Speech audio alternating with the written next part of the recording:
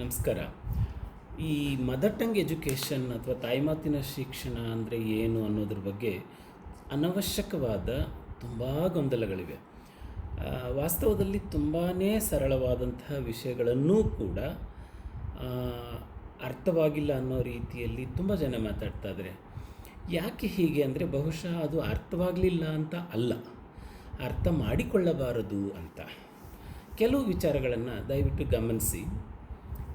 ಈ ತಾಯ್ಮಾತಿನ ಶಿಕ್ಷಣ ಅಂದರೆ ಏನು? ತಾಯಿ ಮಾತಿನಲ್ಲಿ ಶಿಕ್ಷಣವನ್ನು ಕೊಡುವುದು. ಈ ತಾಯ್ಮಾತು ಅಂದರೆ ಯಾವುದು? ಇಲ್ಲಿ ಪ್ರಶ್ನೆ ಬರುತ್ತೆ. ಬಹಳ ಜನ ತಾಯ್ಮಾತು ಅಂದರೆ ಕನ್ನಡ ಅಂತ ಅಂದ್ಕೊಳ್ತಾರೆ. ಕನ್ನಡ ತಾಯ್ಮಾತು ಆಗಿರೋರಿಗೆ ಕನ್ನಡ ತಾಯ್ಮಾತು. ಬಟ್ ಲಂಬಾಣಿನೋ ಕೊರವನೋ ಇನ್ನೊಂದು ಭಾಷೆ ಮಾತಾಡೋರಿಗೆ ಅವ್ರ ತಾಯ್ಮಾತು ಅದಾಗಿರುತ್ತೆ. ಸೊ ತಾಯ್ಮಾತಿನಲ್ಲಿ ಶಿಕ್ಷಣವನ್ನು ಕೊಡಬೇಕು ಅಂತ ನಾವು ಹೇಳುವಾಗ ಆ ಮಕ್ಕಳ ತಾಯ್ಮಾತು ಯಾವುದಾಗಿರುತ್ತೋ ಆ ಮಾತಿನಲ್ಲಿ ಅಂತ. ಸೊ ಹಾಗಾಗಿ ತಾಯ್ಮಾತಿನ ಶಿಕ್ಷಣ ಅಂತಂದರೆ ಕನ್ನಡ ಮಾಧ್ಯಮ ಶಿಕ್ಷಣ ಅಂತ ಅಲ್ಲ, ಅದು ಒಂದು. ಇನ್ನೊಂದು, ಈ ಇಂಗ್ಲೀಷ್ ಮಾಧ್ಯಮ ಮತ್ತು ಕನ್ನಡ ಮಾಧ್ಯಮ ಇವುಗಳನ್ನು ಎದುರು ಬದರಾಗಿಟ್ಕೊಂಡಾಗ ಅತ್ಯಂತ ಅನವಶ್ಯಕವಾದ ಮತ್ತೊಂದು ವಿಚಾರವನ್ನು ಬಹಳ ಜನ ನಂಬುತ್ತಾರೆ. ಏನಪ್ಪ ಅಂತಂದರೆ, ಇಂಗ್ಲೀಷ್ ಮಾಧ್ಯಮ ಶಿಕ್ಷಣ ಕೊಟ್ಟರೆ ಮಕ್ಕಳಿಗೆ ಉದ್ಯೋಗ ಸಿಗುತ್ತೆ ಅಂತ. ಎಲ್ಲಿದೆ ಮಕ್ಕಳಿಗೆ ಉದ್ಯೋಗ ಇಂಗ್ಲೀಷ್ ಮಾಧ್ಯಮದಲ್ಲಿ ಓದಿರೋರಿಗೆ? ಸದ್ಯಕ್ಕೆ ಕರ್ನಾಟಕದಲ್ಲಿ ಸರ್ಕಾರಿ ನೌಕರಿಯಲ್ಲಿರುವಂತಹ ಪರ್ಸೆಂಟೇಜ್ ತೆಗೆದರೆ ಬಹುತೇಕರು, ಬಹುಶಃ ನನಗನ್ಸಿದ ಮಟ್ಟಿಗೆ 95% ಹೆಚ್ಚಿನವರು ಕನ್ನಡ ಮಾಧ್ಯಮದವರೇ ಇದ್ದಾರೆ. ಇನ್ನು ಖಾಸಗಿಯಾಗಿ ನಡೀತಾ ಇರುವಂಥ ಬಹಳಷ್ಟು ಕಂಪನಿ ಮೊದಲಾದವುಗಳಲ್ಲಿ ಕೂಡ ಕನ್ನಡ ಮಾಧ್ಯಮದವರೇ ತುಂಬಿಕೊಂಡಿದ್ದಾರೆ. ಸೊ ಹಾಗಾಗಿ ಇಂಗ್ಲೀಷ್ ಮಾಧ್ಯಮದಲ್ಲಿ ಕಲಿತರೆ ಮಾತ್ರ ಉದ್ಯೋಗ ಅನ್ನುವಂಥದ್ದು ಒಂದು ಭ್ರಮೆ. ಮತ್ತೊಂದು ಭ್ರಮೆ ಏನಪ್ಪ ಅಂತಂದರೆ, ಇಂಗ್ಲೀಷ್ ಮಾಧ್ಯಮದಲ್ಲಿ ಕಲಿಯುವುದು ಮತ್ತು ಇಂಗ್ಲೀಷ್ ಭಾಷೆಯನ್ನು ಕಲಿಯುವುದು ಇವೆರಡರ ನಡುವೆ ವ್ಯತ್ಯಾಸವೇ ಇಲ್ಲ ಅಂತ ತಿಳ್ಕೊಂಡ್ಬಿಡ್ತಾ ಇದ್ದಾರೆ. ನೀವು ಕನ್ನಡ ಮಾಧ್ಯಮದಲ್ಲಿ ಕಲಿತು ಲಂಬಾಣಿ ಮಾಧ್ಯಮದಲ್ಲೇ ಶಿಕ್ಷಣವನ್ನು ಪಡೆದುಕೊಂಡು ಇಂಗ್ಲೀಷನ್ನು ಕಲಿಬಹುದು, ಅಥವಾ ಜಗತ್ತಿನ ನಿಮಗೆ ಬೇಕಾದ ಭಾಷೆಯನ್ನು ನೀವು ಕಲಿಬಹುದು. ಒಂದು ವೇಳೆ ನಿಮಗೆ ಇಂಗ್ಲೀಷ್ ಬಂದರೆ ಉದ್ಯೋಗ ಸಿಗುತ್ತೆ ಅನ್ನೋ ನಂಬಿಕೆ ಇದ್ದರೆ ಇಂಗ್ಲೀಷ್ ಭಾಷೆಯನ್ನು ಕಲೀರಿ. ನಂಬಿಕೆ ಇದ್ದರೆ ಅದ್ರ ಬಗ್ಗೆ ಆಮೇಲೆ ಇನ್ನೊಂದು ಪಾಯಿಂಟ್ ಬರುತ್ತೆ. ಸೊ ಇಂಗ್ಲೀಷ್ ಭಾಷೆಯನ್ನು ಕಲಿಯುವುದು ಬೇರೆ, ಇಂಗ್ಲೀಷ್ ಭಾಷೆಯಲ್ಲಿ ಕಲಿಯುವುದು ಬೇರೆ. ಈಗ ನೋಡಿ, ಮಕ್ಕಳಿಗೆ ಕನ್ನಡ ಬರುತ್ತೆ ತಾನೆ, ಕನ್ನಡ ತಾಯ್ಮಾತು ಆಗಿರುವಂತಹ ಮಕ್ಕಳಿಗೆ ಕನ್ನಡ ಬರುತ್ತೆ ತಾನೆ, ಆದರೂ ಅವರಿಗೆ ಕನ್ನಡ ಕಲಿಸ್ಕೊಡ್ತೀವಿ ಭಾಷೆಯಾಗಿ, ಹೌದಾ? ಆಮೇಲೆ ಕನ್ನಡ ಮಾಧ್ಯಮದಲ್ಲಿ ಗಣಿತವನ್ನು, ವಿಜ್ಞಾನವನ್ನು, ಪರಿಸರವನ್ನು ಅಥವಾ ಇನ್ನೊಂದನ್ನು ಕಲಿಸ್ಕೊಡ್ತೀವಿ. ಸೊ ಇವೆರಡು ವ್ಯತ್ಯಾಸಗಳನ್ನು ನಾವು ಸುಮ್ಮನೆ ತಿಳಿದುಕೊಳ್ಳಬಹುದು, ಅದರಲ್ಲಿ ಏನೂ ವಿಶೇಷವಾಗಿ ಕಷ್ಟಪಡಬೇಕಾಗಿರೋದಿಲ್ಲ. ಆದರೆ ಯಾಕೆ ಇದು ಅರ್ಥವಾಗ್ತಾ ಇಲ್ಲ ನಮ್ಮ ಜನರಿಗೆ ಅನ್ನೋದು ರಿಯಲಿ ನನಗಂತೂ ಗೊತ್ತಾಗ್ತಾ ಇಲ್ಲ. ಇರಲಿ, ಅಲ್ಲ, ಆಫ್ಕೋರ್ಸ್ ಅದು ಬೇರೆ ಕಾರಣಗಳಿವೆ, ಅವ್ರದ್ದೇ ಆದ ಕಾರಣಗಳಿವೆ. ಯಾಕಂದರೆ ಅದನ್ನು ಅರ್ಥ ಮಾಡಿಕೊಳ್ಳಬಾರದು ಅಂತ ಕೋಟೆ ಹಾಕ್ಕೊಂಡ್ಮೇಲೆ ಯಾವುದೂ ಅರ್ಥವಾಗೋದಿಲ್ಲ. ಸೊ ಈ ಥರದ ಭ್ರಮೆಗಳಿಂದ ನಾವು ಹೊರಗಡೆ ಬರದ ಹೊರತು ಈ ವಿಚಾರದಲ್ಲಿ ಚರ್ಚೆ ಮಾಡೋದಕ್ಕೇನು ಉಳಿಯೋದೇ ಇಲ್ಲ. ಸರಿ, ಇನ್ನೊಂದು, ಇಂಗ್ಲೀಷ್ ಮಾಧ್ಯಮದಲ್ಲಿ ಶಿಕ್ಷಣ ಪಡೆದುಕೊಂಡು ಬಿಟ್ಟರೆ ಉದ್ಯೋಗ ಸಿಗುತ್ತೆ ಅನ್ನುವಂಥದ್ದು ಒಂದು ತಿಳುವಳಿಕೆ. ಏನಂದರೆ, ಇಂಗ್ಲೀಷು ಬಂದರೆ ಉದ್ಯೋಗ ಸಿಗುತ್ತೆ ಅನ್ನೋ ತಿಳುವಳಿಕೆ ಒಂದಿದೆ. ಇಂಗ್ಲೀಷ್ ಭಾಷೆ ಬಂದರೆ ಉದ್ಯೋಗ ಸಿಗುತ್ತೆ ಅನ್ನೋದು ಹೇಗೆ ಸಾಧ್ಯ? ಹಾಗೆ ಆಗೋದಾದರೆ ತುಂಬ ಜನ ಇಂಗ್ಲೀಷ್ ಮಾತಾಡ್ತಾರೆ. ಈಗ ನೋಡಿ, ಅದು ಬೇರೆ ಬೇರೆ ರೀತಿಯ ಉದಾಹರಣೆಗಳನ್ನ ನಾವು ತೆಗೆದುಕೊಳ್ಳೋದಕ್ಕೆ ಸಾಧ್ಯ ಇರುತ್ತೆ. ಈಗ ಯಾವುದಾದರೂ ಒಂದು ಕ್ಷೇತ್ರದಲ್ಲಿ, ಕಂಪ್ಯೂಟರ್ ಕ್ಷೇತ್ರದಲ್ಲಿ ಉದ್ಯೋಗ ಒಂದು ಇದೆ. ಅಲ್ಲಿ ನಿಮಗೆ ಇಂಗ್ಲೀಷ್ ಬರುತ್ತೆ ಅಂತ ಉದ್ಯೋಗ ಕೊಡ್ತಾರೋ, ಅಥವಾ ಅಲ್ಲಿ ಮಾಡಬೇಕಾದ ಕೆಲಸ ನಿಮಗೆ ಬರುತ್ತೆ ಅಂತ ಉದ್ಯೋಗ ಕೊಡ್ತಾರೋ, ಅದು ಬಹಳ ಮುಖ್ಯ. ಇಂಗ್ಲೀಷ್ ಭಾಷೆ ಬಂದ ತಕ್ಷಣಕ್ಕೆ ನಿಮಗೆ ಉದ್ಯೋಗ ಸಿಗೋದು ಅಂತಂದರೆ, ಇಂಗ್ಲೀಷ್ ಭಾಷೆಯ ಮೇಲೆ ಕೆಲಸ ಮಾಡುವ, ಇಂಗ್ಲೀಷ್ ಬೋಧನೆ ಮಾಡುವ, ಇಂಗ್ಲೀಷ್ ಸಂಶೋಧನೆ ಮಾಡುವ ಕೆಲವು ಕ್ಷೇತ್ರಗಳೇನಿದಾವಲ್ಲ, ಅಲ್ಲಿ ನಿಮಗೆ ಉದ್ಯೋಗಗಳು ಸಿಗ್ತವೆ. ಅದು ಎಲ್ಲ ವಿಷಯಗಳಿಗಿರುತ್ತೆ, ಕನ್ನಡ, ಉರ್ದು ಅಥವಾ ತಮಿಳು, ಹೀಗೆ, ಅಥವಾ ಇತಿಹಾಸ, ಸಮಾಜಶಾಸ್ತ್ರ, ಈಗ ಬೇರೆ ಬೇರೆ ಕ್ಷೇತ್ರಗಳಿಗೆ ಆಯಾಯ ಕ್ಷೇತ್ರಗಳಲ್ಲಿಯೇ ಉದ್ಯೋಗಾವಕಾಶಗಳಿರ್ತಾವಲ್ಲ, ಹಾಗೆ ಇಂಗ್ಲೀಷಿಗೂ ಕೆಲವಿವೆ, ಅಷ್ಟು ಮಾತ್ರ. ಆದರೆ ಇಂಗ್ಲೀಷ್ ಬಂದ ಮಾತ್ರಕ್ಕೆ ಎಲ್ಲ ಕಡೆಯೂ ನಿಮಗೆ ಉದ್ಯೋಗ ಸಿಗುತ್ತೆ ಅನ್ನೋದು ಸುಳ್ಳು. ಬಟ್ ಇಲ್ಲಿ ಇನ್ನೊಂದು ಬರುತ್ತೆ, ಅಯ್ಯೋ ಕಂಪ್ಯೂಟರ್ ಕೆಲಸ ಮಾಡಬೇಕಂದ್ರೆ, ವಿಜ್ಞಾನ ಕ್ಷೇತ್ರದಲ್ಲಿ ಕೆಲಸ ಮಾಡಬೇಕಂದ್ರೆ ನಮಗೆ ಇಂಗ್ಲೀಷ್ ಬೇಕಲ್ಲ ಅಂತ. ಅಲ್ಲಿ ಬೇಕಾಗಿರೋದು ನಿಮಗೆ ಇಂಗ್ಲೀಷ್ ಭಾಷೆ, ಇಂಗ್ಲೀಷ್ ಮಾಧ್ಯಮ ಅಲ್ಲ. ಅದು ಒಂದು ತಿಳುವಳಿಕೆ. ಅಂದರೆ ವಿಷಯವನ್ನು ನೀವು ಯಾವುದಾದರೂ ಮಾಧ್ಯಮದಲ್ಲಿ ಕಲೀರಿ, ಇಂಗ್ಲೀಷ್ ಭಾಷೆಯನ್ನು ಕಲೀರಿ. ಸೊ ಹಾಗೆ ನಮಗೆ ಯಾವುದೇ ಕ್ಷೇತ್ರಕ್ಕೆ ಹೋದ್ರೂ ವಿಷಯ ಗೊತ್ತಿರಬೇಕು ಅನ್ನುವಂಥದ್ದು ಬಹಳ ಮುಖ್ಯ. ಸರಿ, ಹಾಗಾದರೆ ನಮಗೆ ಇಂಗ್ಲೀಷು ಬರಬೇಕು, ವಿಷಯನೂ ತಿಳಿಬೇಕು, ಇಂಗ್ಲೀಷ್ ಮಾಧ್ಯಮದಲ್ಲೇ ಕಲ್ತ್ಬಿಟ್ರೆ ತುಂಬ ಅನುಕೂಲ ಅಲ್ಲ ಅನ್ನೋ ಒಂದು ವಾದ ಇರಬಹುದು. ಬಟ್ ಯಾರಿಗೆ ಇಂಗ್ಲೀಷ್ ಮಾಧ್ಯಮದಲ್ಲಿ ಶಿಕ್ಷಣವನ್ನು ಕೊಡ್ತೀರಿ ನೀವು? ಮಕ್ಕಳಿಗೆ ಕನ್ನಡನೋ, ತಮಿಳೋ, ತೆಲುಗೋ, ಮರಾಠಿನೋ, ಲಂಬಾಣಿನೋ, ಉರ್ದುನೋ, ಇನ್ನೊಂದೋ ತಾಯ್ಮಾತಾಗಿ ಬಳಸ್ತಾ ಇರುವಂಥ ಮಕ್ಕಳಿಗೆ ಇಂಗ್ಲೀಷ್ನಲ್ಲಿ ಇದ್ದಕ್ಕಿದ್ದ ಹಾಗೆ ಶಿಕ್ಷಣವನ್ನು ಕೊಡೋಕ್ಕೆ ಶುರು ಮಾಡಿದರೆ ಮಗುವನ್ನು ಅದು ಉಸಿರಾಡುತ್ತಿರುವ ಒಂದು ಜಗತ್ತಿನಿಂದ ಇನ್ನೊಂದು ಜಗತ್ತಿಗೆ ಎತ್ತಿ ಹಾಗೆ ಹಾಕಿದಾಗ ಆ ಪರಿಸರಕ್ಕೆ ಹೊಂದಿಕೊಂಡು ಎಷ್ಟು ಮಕ್ಕಳು ಸಕ್ಸಸ್ಸನ್ನು ಪಡ್ಕೊಳ್ತಾರೆ, ಯಶಸ್ಸನ್ನು ಪಡ್ಕೊಳ್ತಾರೆ, ಎಷ್ಟು ಮಟ್ಟಿಗೆ ಶಿಕ್ಷಣವನ್ನು ಪಡೆದುಕೊಳ್ತಾರೆ, ಇವೆಲ್ಲ ಇವ್ಯಾಲ್ಯುವೇಷನ್ ಇಲ್ಲ. ತುಂಬ ಅಧ್ಯಯನಗಳು ಕರ್ನಾಟಕದ ಹೊರಗಡೆ ಸಾಕಷ್ಟು ಅಧ್ಯಯನಗಳಾಗಿವೆ. ಭಾರತದ ಹೊರಗೆ ದೊಡ್ಡ ಸಂಖ್ಯೆಯ ದೊಡ್ಡ ಪ್ರಮಾಣದ ಅಧ್ಯಯನಗಳಾಗಿವೆ. ತಾಯ್ಮಾತಿನ ಶಿಕ್ಷಣ ಮಗುವಿನ ಸಹಜವಾದ ಬೆಳವಣಿಗೆಗೆ ಪೂರಕವಾಗಿರುತ್ತೆ ಅನ್ನುವಂಥದ್ದು. ಕರ್ನಾಟಕದಲ್ಲೂ ಅಲ್ಲಲ್ಲಿ ಸಣ್ಣ ಪುಟ್ಟ ಪ್ರಯತ್ನಗಳಾಗಿವೆ, ಇಲ್ಲ ಅಂತಲ್ಲ. ಹೇಗೆ ತಾಯ್ಮಾತಿನ ಶಿಕ್ಷಣ ಮಗುವಿನ ಬೆಳವಣಿಗೆಗೆ ಪೂರಕವಾಗಿರುತ್ತೆ? ಒಂದೆರಡು ಅಂಶಗಳನ್ನ ನೋಡೋಣ. ಎಸ್, ಖಂಡಿತವಾಗಿಯೂ.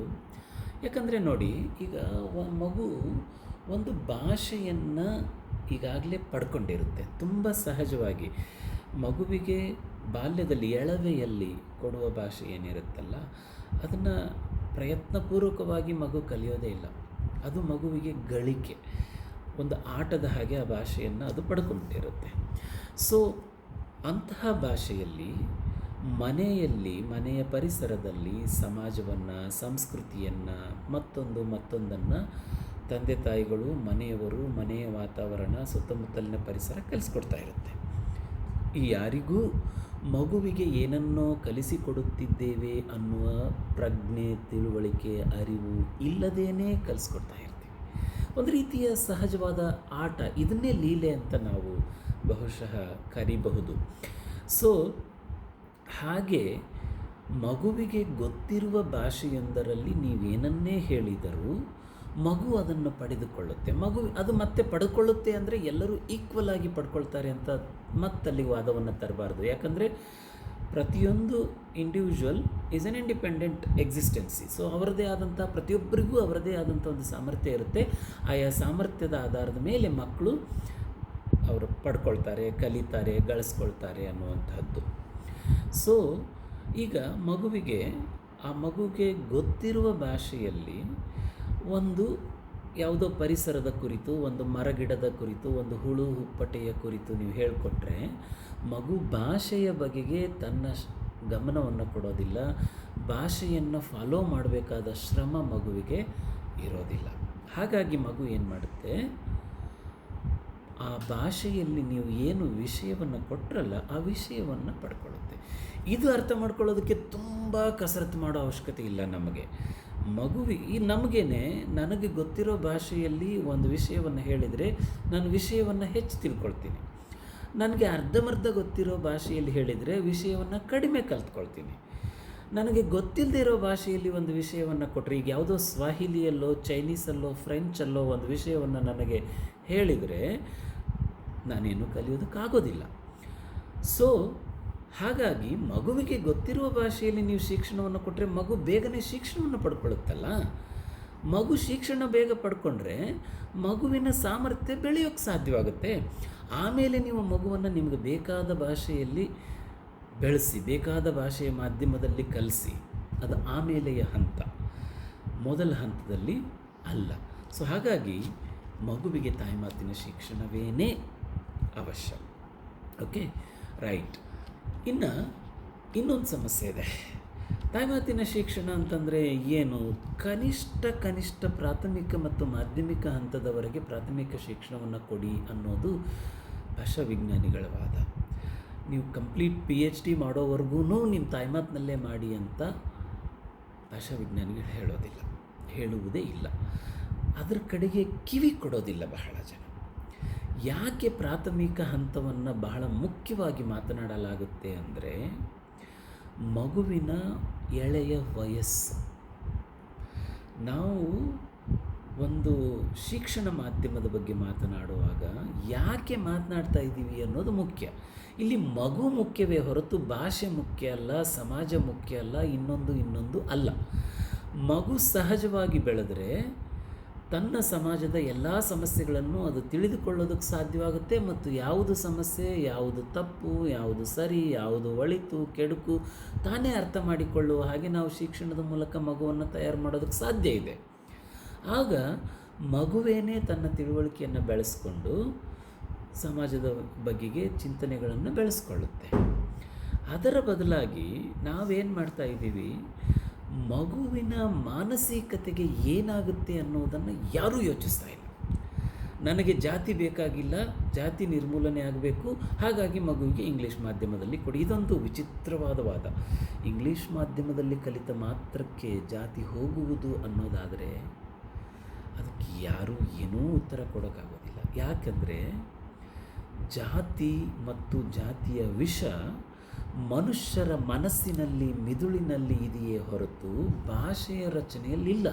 ಇಂಗ್ಲೀಷ್ ವ್ಯಾಕರಣವನ್ನು ಮತ್ತು ಕನ್ನಡ ವ್ಯಾಕರಣವನ್ನು ಓಪನ್ ಮಾಡಿ ನೋಡಿ, ಯಾವ ವ್ಯಾಕರಣದ ಯಾವ ಭಾಗದಲ್ಲಿ ಜಾತಿ ಇದೆ, ಜಾತಿಯ ವಿಷ ತುಂಬಿಕೊಂಡಿದೆ. ವ್ಯಾಕರಣದ ರಚನೆಯ ಒಳಗೆ ಮನುಷ್ಯರ ಮಿದುಳಿನಲ್ಲಿ ಮತ್ತು ಮನಸ್ಸಿನಲ್ಲಿ ಇರುವಂತಹ ಜಾತಿಯ ವಿಷಯವನ್ನು ನಾವು ತುಂಬ್ತಾ ಇದ್ದೀವಿ. ಅದು ಇಂಗ್ಲೀಷ್ನಲ್ಲೂ ತುಂಬ್ತೀವಿ, ಕನ್ನಡದಲ್ಲೂ ತುಂಬ್ತೀವಿ. ವ್ಯಾಕರಣವೇ ಯಾವ ಭಾಷೆ ಆದ್ರೇನು?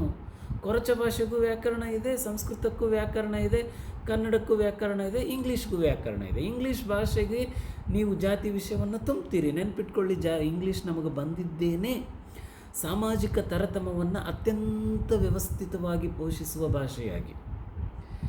ಹಿಂದೊಮ್ಮೆ ಸಂಸ್ಕೃತದ ಬಗೆಗೆ ಇದೇ ರೀತಿಯ ಒಲವಿನಿಂದ, ವ್ಯಾಮೋಹದಿಂದ, ಇದು ಒಲವಲ್ಲ, ವ್ಯಾಮೋಹದಿಂದ ಸಂಸ್ಕೃತವನ್ನು ನಾವು ತೆಗೆದುಕೊಂಡಿದ್ವಿ ಕನ್ನಡ ಮಾತಾಡೋರು. ಇವತ್ತು ಸಂಸ್ಕೃತ ನಮ್ಮ ಮೇಲೆ ಹೇರಲಾಗಿತ್ತು ಅಂತ ಅದನ್ನು ನಿಷೇಧಿಸುವಂಥ ಮಟ್ಟಿಗೆ ಹೋಗ್ತಾ ಇದ್ದೀವಿ. ಇವತ್ತು ಸಂಸ್ಕೃತ ಒಂದು ಕಾಲದಲ್ಲಿ ಪಡೆದುಕೊಂಡಿದ್ದ ಸ್ಥಾನದಲ್ಲಿ ಇವತ್ತು ಇಂಗ್ಲೀಷ್ ಇದೆ. ಮುಂದಿನ ಕೆಲವು ತಲೆಮಾರುಗಳ ನಂತರ ನಮ್ಮ ಈ ತಲೆಮಾರು ಮಾಡುವ ತಪ್ಪನ್ನು ವಿರೋಧಿಸಿ ಅದರ ವಿರುದ್ಧ ನಿಂತ್ಕೊಂಡು ಮುಂದಿನ ತಲೆಮಾರುಗಳು ಇಂಗ್ಲೀಷನ್ನು ನಮ್ಮ ತಲೆ ಮೇಲೆ ಹೇರಿದ್ದಾರೆ ಅಂತ ಮುಂದಿನ ತಲೆಮಾರು ರಿಜೆಕ್ಟ್ ಮಾಡುವ ಕಾಲ ಬರುತ್ತೆ. ಸೊ ಜಾತಿ ವಿಷ ಅನ್ನುವಂಥದ್ದನ್ನು, ಕೀಳರಿಮೆ ಅನ್ನುವಂಥದ್ದನ್ನು, ಈ ಸಾಮಾಜಿಕ ಮೇಲ್ಕೀಳಿನ ವ್ಯವಸ್ಥೆ ಅನ್ನುವಂಥದ್ದನ್ನು ಭಾಷೆಯ ಮಾಧ್ಯಮ ಬದಲಾದ ಕೂಡಲೇ ಎಲ್ಲವೂ ಬದಲಾಗುತ್ತೆ ಅನ್ನೋದಾದರೆ ಅಷ್ಟು ಸರಳವಾಗಿದೆ ತಾನೇ ಜಾತಿ ಅಥವಾ ಮೇಲ್ಕೀಳಿನ ವ್ಯವಸ್ಥೆ? ನಮಗೆಲ್ಲ ಗೊತ್ತಿದೆ, ಜಾತಿ ಅಥವಾ ಭಾರತೀಯ ಈ ಮೇಲ್ಕೀಳಿನ ವ್ಯವಸ್ಥೆ ಅನ್ನುವಂಥದ್ದು ಅಷ್ಟು ಸರಳವಾಗಿಲ್ಲ.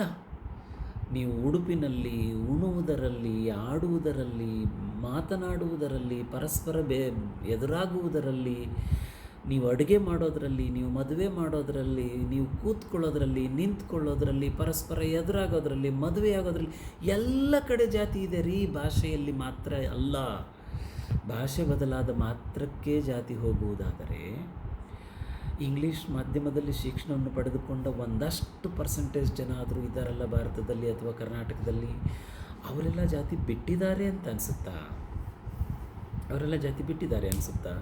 ಇನ್ಫ್ಯಾಕ್ಟ್ ನಮಗೆ ಗೊತ್ತಿದೆ, ಹೆಚ್ಚು ಶಿಕ್ಷಣವನ್ನು ಪಡೆದುಕೊಂಡಿರೋರೇ ಹೆಚ್ಚು ಜಾತಿಯನ್ನು ಮಾಡ್ತಾ ಇದ್ದಾರೆ. ವಿಶ್ವವಿದ್ಯಾಲಯಗಳೇ ಜಾತಿಯ ಕೇಂದ್ರಗಳಾಗ್ತವೆ ಅನ್ನುವಂಥದ್ದನ್ನು ಸಮಾಜದಲ್ಲಿ ಅತ್ಯಂತ ಸಹಜವಾಗಿ, ಆರೋಪವಾಗಿ ಮಾತನಾಡ್ತಾ ಇಲ್ವೇ? ಅಫ್ಕೋರ್ಸ್ ಅದೊಂದು ವಾಸ್ತವವೂ ಇರಬಹುದು ಮತ್ತು ಇದೆ. ಅಂದಮೇಲೆ ಶಿಕ್ಷಣಕ್ಕೂ, ಜಾತಿಗೂ, ಭಾಷೆಗೂ, ಭಾಷಾ ಮಾಧ್ಯಮಕ್ಕೂ ಎಲ್ಲವೂ ಒಂದೇ ಅಂತ ತೆಗೆದುಕೊಳ್ಳುವಂಥದ್ದು ತಪ್ಪಾಗುತ್ತೆ. ಇನ್ನು ಇಂಗ್ಲೀಷ್ ಮಾಧ್ಯಮದಲ್ಲಿ ನಮಗೆ ಶಿಕ್ಷಣ ಅಂತ ಅನ್ನೋದಾದರೆ ಯಾರು ನಮಗೆ ಕಲಿಸ್ತಾರೆ? ಇಂಗ್ಲೆಂಡಿನಿಂದ ಅಥವಾ ಅಮೇರಿಕದಿಂದ ಇಂಗ್ಲೀಷ್ ಬಲ್ಲವರನ್ನು ಕರೆಸಿ ಇಂಗ್ಲೀಷ್ ಮಾಧ್ಯಮದಲ್ಲಿ ಶಿಕ್ಷಣ ಪಡ್ಕೊಂಡ್ರೆ ನಮಗೆ ಕಲಿಯೋಕ್ಕಾಗತ್ತೆಯೇ? ಸಾಧ್ಯವೇ ಇಲ್ಲ. ಸರಿ, ಭಾರತೀಯ ಇಂಗ್ಲೀಷ್ನಲ್ಲೇ ಇಂಗ್ಲೀಷ್ ಕಲಿಸೋಣ ಅಂತ ಅಂದ್ಕೊಳ್ಳೋಣ. ಇಂಗ್ಲೀಷ್ ಹೇಳಿಕೊಡುವುದಕ್ಕೆ ಯಾರಿದ್ದಾರೆ? ಸ್ವಲ್ಪ ಯೋಚನೆ ಮಾಡಬೇಕು ನಾವು. ನಮಗೆ ಈಗ ಸದ್ಯ ಇರುವ ಇಂಗ್ಲೀಷ್ ಮಾಧ್ಯಮದಲ್ಲಿ ಇರುವ ಸ್ಕೂಲ್ಗಳು, ಪದವಿ ವಿಶ್ವವಿದ್ಯಾಲಯ ಹಂತದಲ್ಲಿ ವಿಜ್ಞಾನ ಮೊದಲಾಗಿ ಹಲವಾರು ವಿಷಯಗಳನ್ನು, ಈವನ್ ಮಾನವಿಕಗಳನ್ನು ವಿಶ್ವವಿದ್ಯಾಲಯದಲ್ಲಿ ಇಂಗ್ಲೀಷ್ನಲ್ಲಿ ಪಾಠ ಮಾಡಬೇಕು ಅಂತ ಇದೆ. ಕನ್ನಡ ಮಾಧ್ಯಮದಲ್ಲಿಯೇ ಪಾಠ ಅಂತ ಬಹುತೇಕ ವಿಶ್ವವಿದ್ಯಾಲಯಗಳು ಮಾಸ್ಟರ್ ಡಿಗ್ರಿ ಹಂತದಲ್ಲಿ ಮಾಡಿಕೊಂಡಿಲ್ಲ.